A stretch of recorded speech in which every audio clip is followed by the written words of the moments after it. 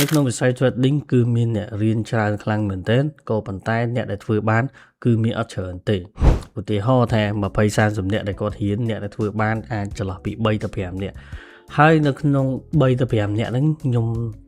ចំនួនតួលេខនេះចង់ថាច្រើនពេកផងមូលហេតុអីបានខ្ញុំនិយាយចឹងហេតុអីបានខ្ញុំនិយាយថារៀន30-40នាក់តែអ្នកធ្វើបានមានចំនួនតិចដោយសារតែខ្ញុំចង់ឲ្យអ្នកនរគ្នាពិចារណាឡើងវិញបើសិនជាយើងចង់ចាប់ផ្ដើមទៅលើវិស័យ trading ដោយសារតែមានគ្នាយើងជាច្រើនតែគាត់ចង់ចាប់ផ្ដើមទៅលើវិស័យ trading ដោយសារតែគាត់ឃើញតែមួយជ្រុងឬក៏មួយផ្នែកមួយជ្រុងហ្នឹងគឺមានន័យថាអ្នកដែលគាត់ធ្វើទៅបានផលអ្នកដែលគាត់ធ្វើទៅចំណេញអ្នកដែលគាត់ធ្វើទៅមើលទៅរីកចម្រើនមានលុយមានអីចឹងទៅតែគាត់អត់បានមើលទៅមួយជ្រុងទៀតមានគឺពិបាកមែនទែនអ្នកខ្លះទៅខ្វះខាតអ្នកខ្លះទៅរត់ចោលស្រុកហើយអ្នកខ្លះទៀតវាផុងខ្លួនទៅសឹងតែអត់មានសល់ហើយអញ្ចឹងយើងគួរតែមើលទាំងសងខាងហើយថាតើវិស័យហ្នឹងវាយ៉ាងម៉េចឲ្យច្បាស់យើងគួរតែស្វែងយល់មុននឹងយើងឃើញគេធ្វើទៅបានផលអាការដែលគេធ្វើទៅបានផលយើងក៏ត្រូវដឹងអំពីសាច់រឿងគេដែរសាច់រឿងគេពីដើមមកគេធ្វើឲ្យគេខ្លះគេចំណាយពេលវេលាបែបម៉េចគេព្យាយាមបែបម៉េចគេប្រឹងបែបម៉េចពីបុរសខ្ញុំជាអ្នកបរិញ្ញានៅក្នុងវិស័យ trading វាច្រើនឆ្នាំដែរខ្ញុំបានឃើញរូបភាពទាំងអស់ហ្នឹងខ្ញុំដឹងថាណាគេដែលគាត់ធ្វើបានចំនួនណាដែលគាត់ធ្វើបានអញ្ចឹងទៅអញ្ចឹងខ្ញុំនិយាយនេះដោយសារតែខ្ញុំឃើញថាអ្នករៀនគឺវាច្រើនតែអ្នកដែលធ្វើបានគឺវាតិចដោយសារតែអ្នកខ្លះក៏គាត់រៀនក៏គាត់មិនខាតបង់អីដែររបៀបគាត់ថាគាត់អាចស្វែងយល់វិស័យនឹងបន្ថែមគាត់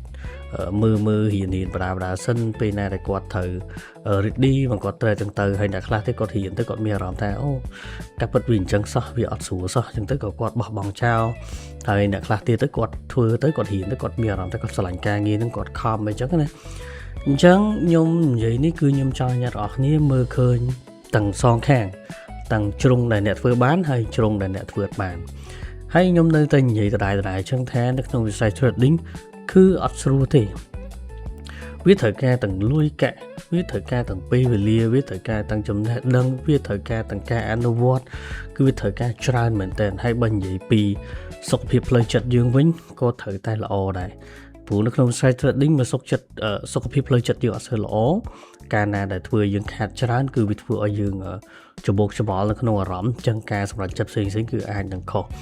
ហើយមួយជ្រុងទៀតហ្នឹងដែលអ្នកដែលគាត់ធ្វើអត់ត្រូវហ្នឹងគឺគាត់ពិបាកមែនទេ thread card គឺវាមានរូបភាពច្រើនជាងនឹងទៀតតែអ្នកនរគ្នាគួរតែស្វែងយល់យើងអត់អាចមើលឃើញតែមួយជ្រុងអ្នកដែលគាត់ធ្វើបានផលហើយយើងអត់មានខ្វល់ពីអ្វីទាំងអស់យើងទៅបោះបង់ចោលការងារឬក៏យើងបោះបង់ចោលការសិក្សាទៅចាប់ផ្ដើមទៅលើវិស័យ trading ដែលរំពឹងថាវាអាចនឹងធ្វើការរកលុយយើងបានជាប្រចាំថ្ងៃវារៀងពិបាកតិចដែរព្រោះខ្ញុំគិតថាការគិតបែបនេះវាមិនមែនថាខុសទេបើសិនជាយើងមានក្តីសម័យដែលយើងចង់ធ្វើអញ្ចឹងមែនយើងត្រូវមានរបៀបរបបនៅក្នុងការគិតថាតើបើសិនជាយើងចង់ដល់ចំណុចហ្នឹងយើងត្រូវធ្វើឲ្យគេពីចំណុចនេះគឺត្រូវលោតម្ដងតិច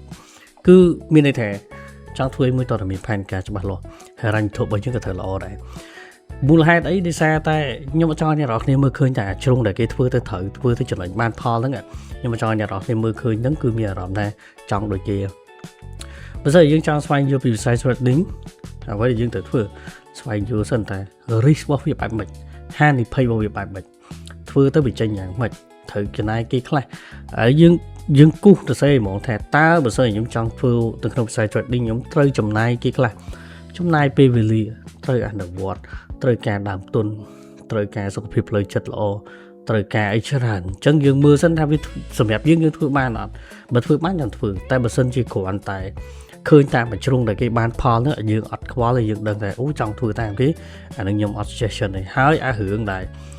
បោះបង់ចោលការងាររត់មកធ្វើអី full time trader អីគិតតែច្បាស់លាស់មុននឹងយើងចាប់ផ្ដើមព្រោះនេះមិនមែននឹងលេងសើចទេណាហ្នឹងសឹងថាបើទៅមុខហើយគឺពិបាកនឹងបកក្រោយបន្តិចហើយអញ្ចឹងគិតតែច្បាស់លាស់ហើយអ្វីខ្ញុំនិយាយនៅក្នុងវីដេអូហ្នឹងចង់ឲ្យអ្នកទាំងអស់គ្នាផ្ដោតមើលទាំងពីរជ្រុងហ្នឹង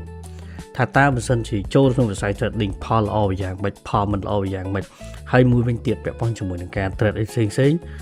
គុំព្យាយាមលូបលុនបើដឹងថាខ្លួនយើងនៅមានកម្រិតគួរតែមួយទៅបានហើយ dương ở tại họ bàn thế bùa sang nông sai trading họ cứ ở lùi khác cứ ở lùi chẳng biết thời ca dương sẽ bắt lo cho buổi ca nghe nâng hay ca nghe đến nhóm ở xây dựng lực thực chất mà thế xong đẹp đại quạt tại mình là quạt tầm tiền chọc ấy cua tài cùng toàn chập đạo xoay vô bị bia sần xoay vô thầy nó cái thời gian mệt hai thì thấy bài mệt cái thời ca làm tuần bán mà ban phần nâng hay cái thời trở lại peri này cái khác thì giờ pi ăn bọt bài bịch khác anh nó cứ chia về những thử đăng sân thà tao biết thử cho mùi nâng tại chỉ được bao nhiêu càng nghe nó biết thử cho mùi dương chạm dương all in được dương chạm dương khai trí full time set được còn bàn tay bên sân thì dương mưa thức bị ớt từ đường thế nhưng đỏ luôn chạy bà mình anh dây chờ này còn là trong phép này đó niềm mưa khơi chẳng trông son khác mình mưa thầm mặc khang ấy trong lại khơi nhà ban Paul thử mưa khơi thà bên sân để thưa tới ban Paul bị tranh dạng mất hay ban bàn Paul bị tranh dạng mất nhưng thử kết trở được như này